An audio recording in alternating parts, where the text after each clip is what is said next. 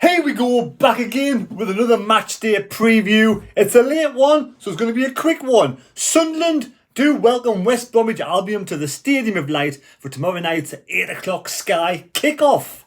And we do need to start winning games of football. West Bromwich Albion haven't lost since October the 1st, exactly the same day that Millwall lost.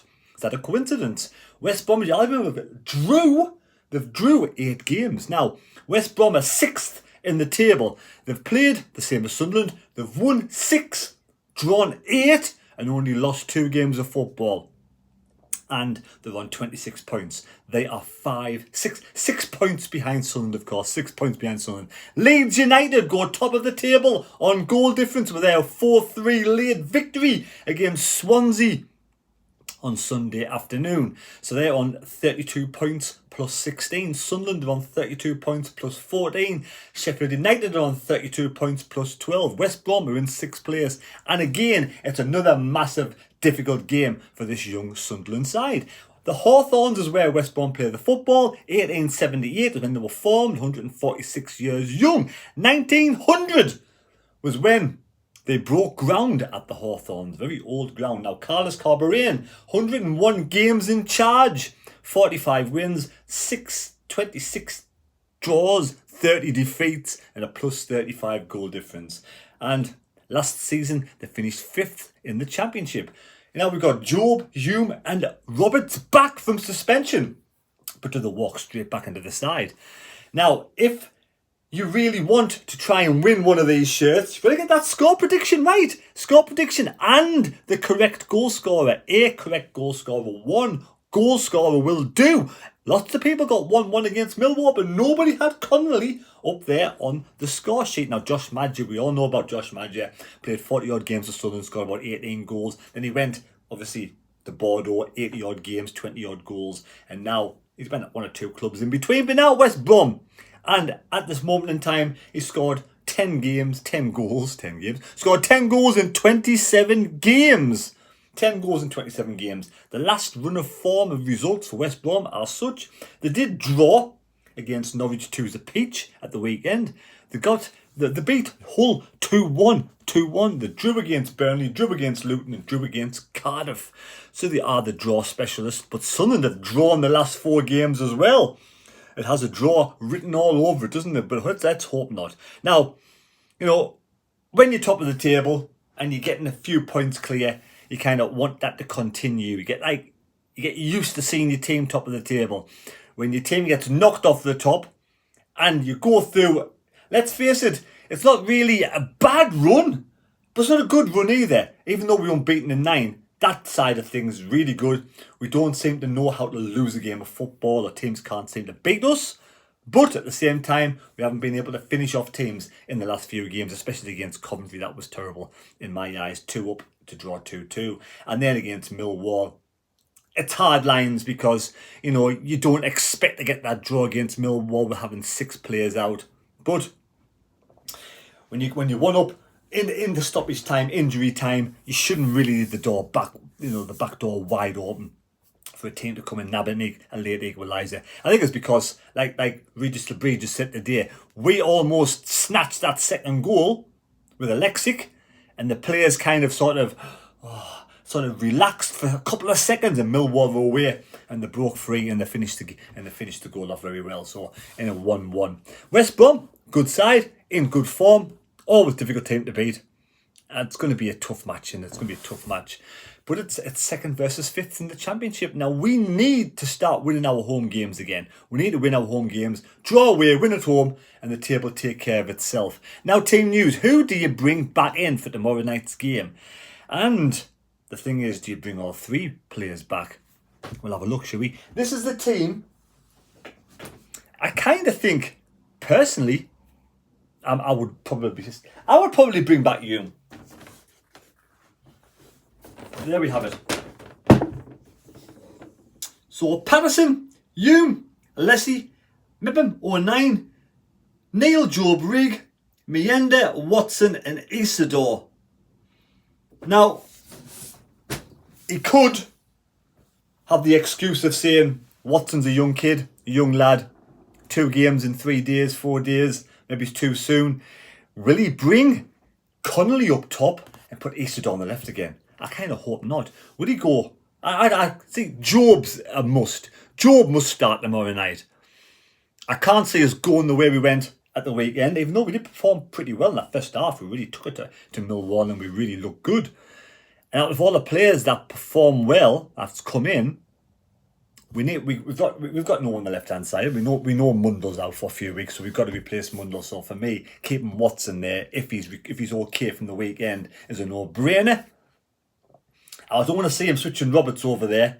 I'll keep Roberts where. Personally, I thought Mienda looked really good, and it's a shame to have to drop him.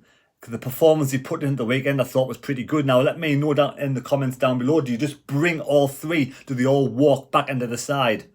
Job, yes. Hume, yes, is a must. Hume, he's obviously our number one right back. He's the best right back at the club. He's got to go back into there. Does that mean Luke O'Nien automatically takes Ballard's place? Or do you keep Ballard, rep him there, and drop Luke O'Nien altogether? That seems a bit harsh because Luke O'Nien's been there all season. So for me, it's a difficult decision. I would keep Luke O'Nien on the side and put Ballard back on the bench and have Mepham there.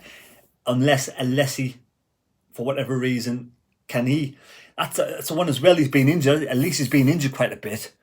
He's come back. He's been kind of forced into that position with certain being having a broken wrist, forced into the playing the full 90 minutes because anybody else can go over there, to be fair. So it's whether he can, being out for such a long time, come back, play all those minutes and be fit 3 days later without picking up a niggle or some sort of reoccurrence. So if he's okay, he fits in there nicely. If not, then you put Hume on that side and leave Luke O'Nien where it is. So Hume, Luke O'Nien, Mepham and Ballard. It's one of those things you don't want to give a player that's been injured a long period of time too much game time, too short of a period of time, and get him back on the injured table straight away, especially when he's so good like Alessi. So for me, it depends on how he is, how he's recovered, and how he's recovered from that match at the weekend. You could, like I said, put Hume over there, leave Luke O'Nien where he is, and Ballard and Mepham. So for me, it all depends on the likes of Alessi. Has he recovered? Can Watson play 2 games in 3 or 4 days? And does Regis Labrie think, well, I want to bring Roberts back. I want maybe to put Isidore over there and put Connolly up top. That's the team I'll pick anyway. For me, in my opinion, I'm no head coach, I'm no manager, but I just feel like Hume's our best right back, and if Alessi is okay, leave him there.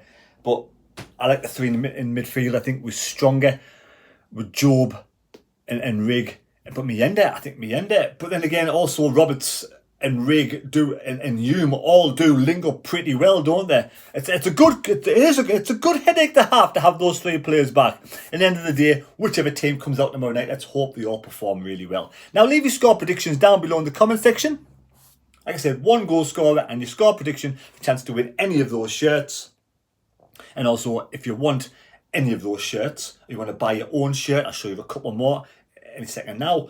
LU Soccer, 10% off. I'll leave a link down below in the description. I will be doing a vlog tomorrow night. We will be doing a vlog tomorrow night.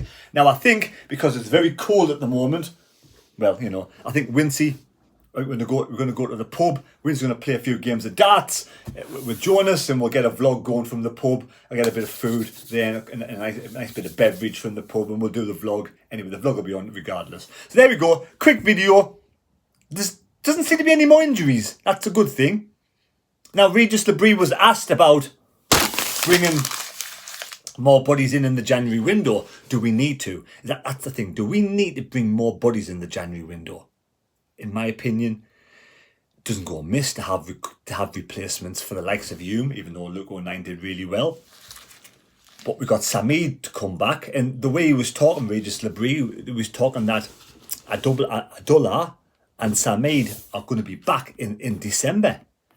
So we could have 2 or 3 players back in December from, obviously, injuries, which means we're getting more of a full-strength squad.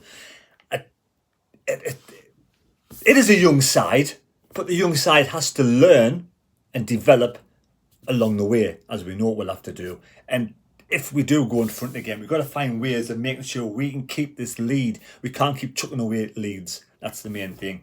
Because we want... He did allude today as well in his interview that the aim is top 6. That's our aim, top 6. Are you happy with that? At the start of the season, yes, I'd have been happy with that. Right now, go for the top 2. But if we end up top 6 by the end of the season, playoffs is what it'll have to be. I'm top 6. I kind of agree. You know, last season we were nowhere. We slipped away, 16th place. If we improve to the top 6 this season to Regis Lebris and the team's grown, the players are getting stronger with him, then that's a big improvement, isn't it? Now that other young lad, I'm forgetting his name, I'm going to pronounce his name because I'm going to butcher it. The young lad under 21s who's scoring goals, the Belgium young under 21 international. Apparently Liverpool are after him as well. I know he signed a contract up until 2026 and he was on the bench at the weekend. Now he seems like, can he play? So I like to keep hold of all these youngsters if possible.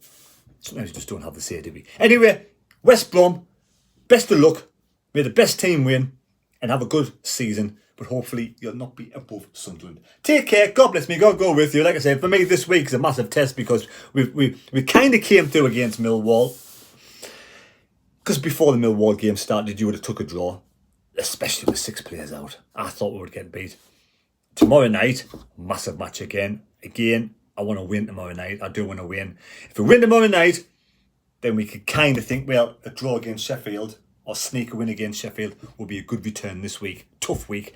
3 games in 6 days is a massive ask, especially with all these players out. Anyway, thanks for watching. Take care. God bless. Leave us your score prediction down below. Let me know your team selection for tomorrow night. Do those 3 players come back in? And are you happy at this moment in time? Or do you want to see more and keep going for the top 2? Clearly, we all want top 2. Right there, go. See you later. See you later. Goodbye and see you later. Oh, I'm just tired. Right, bye.